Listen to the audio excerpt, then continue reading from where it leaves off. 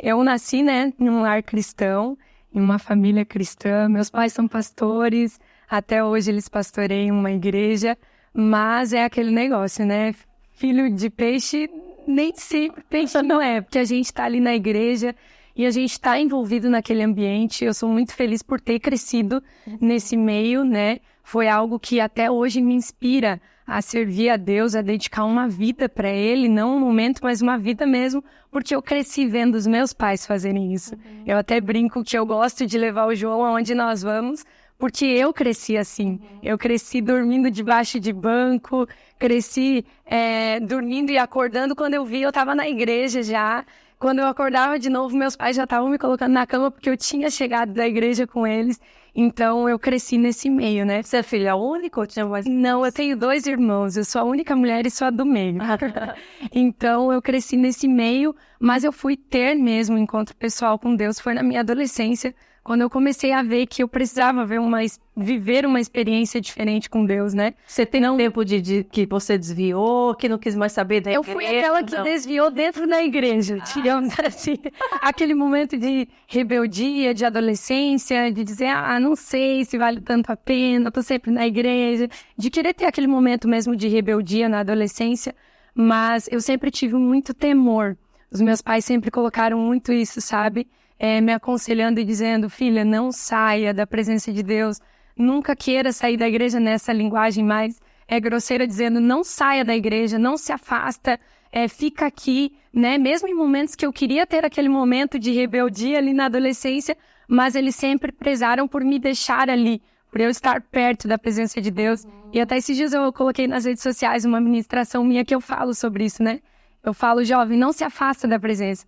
Porque muitas vezes a gente pensa, o jovem tá aqui na igreja, mas tá fraco, tá se afastando, não tá tão cheio da presença, tá meio frio, tá meio gelado. Mas foi isso que fez muita diferença pra mim.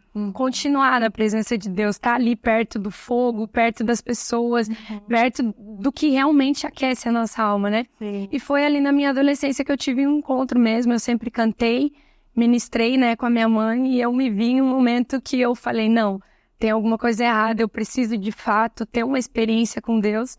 Foi quando eu comecei a buscar pelo batismo no Espírito Santo. Você começou a orar especificamente Foi por específico por isso. Foi isso que me levou a orar e me aproximar mais de Deus. E orar e pedir, Senhor, eu quero ser batizada no Espírito Santo. Porque eu via esse agir de Deus na igreja, nos congressos e eventos que eu ia. E eu falei, Deus, eu quero receber isso, eu quero ser cheia do Teu Espírito Santo. Eu quero fazer diferente. Algo que sempre tocou o meu coração foi olhar para pessoas e dizer, não, eu não quero cometer os mesmos erros de jovens que eu vi saindo, que eu vi se afastando e depois foi ainda mais difícil voltar. Então eu falei, Deus, eu preciso ter um encontro real contigo, eu quero ser batizada no Espírito Santo e ter essa transformação, porque eu sei que é o Espírito Santo que convence. A gente precisa ser morada dele, né? Para que ele possa nos convencer do que é errado, do que é certo, do que a gente precisa fazer e estar perto dele. E foi ali que eu comecei a buscar, orar, e a minha mãe falava, filha, vai pra igreja, ora, e quando os pastores chamarem pra orar por batismo, vai lá, levanta tua mão, pede, começa a glorificar o nome do Senhor. Demorou. Demorou um pouquinho. As pessoas que, né, buscam pelo batismo no Espírito Santo, às vezes passam por essa ansiedade, né? Meu Deus, será que é hoje, é nesse culto, ou é depois? E, ai, meu Deus, não foi hoje. E foi um culto muito especial, numa igreja pequenininha que os meus pais pastoreavam, quando um amigo nosso estava pregando. E aí ele falou, jovens que querem ser cheios do Espírito Santo, venham à frente. E aquele dia eu lembro que eu falei, Deus, é hoje, eu quero hoje, eu preciso receber hoje isso. E aí foi quando o Senhor me batizou mesmo, que eu recebi esse batismo no Espírito Santo. E foi incrível, porque a partir dali eu falei, foi o que virou uma chave para mim. Eu falei, eu não posso mais viver longe dessa presença. Porque eu acho que quando você é batizado no Espírito Santo, você é invadido por uma presença, é sobrenatural, não é comum. E aí você diz, eu preciso provar um pouco mais disso, eu quero mais disso. Eu, pelo menos, toda vez que eu sinto o Espírito Santo, você se sente entrando em outro ambiente espiritual, né? E foi ali que eu falei, eu preciso viver mais disso, eu quero mais.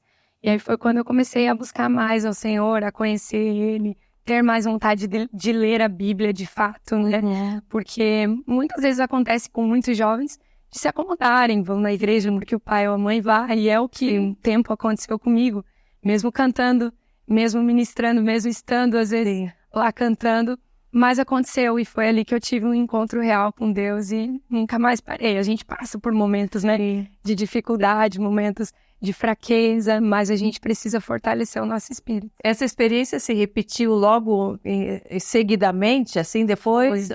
Foi logo em seguida. Foi logo em seguida. Eu continuei buscando a Deus e sentindo a presença dele. E foi mesmo uma virada de chave de eu falar, Deus, eu nunca mais quero ficar sem sentir isso.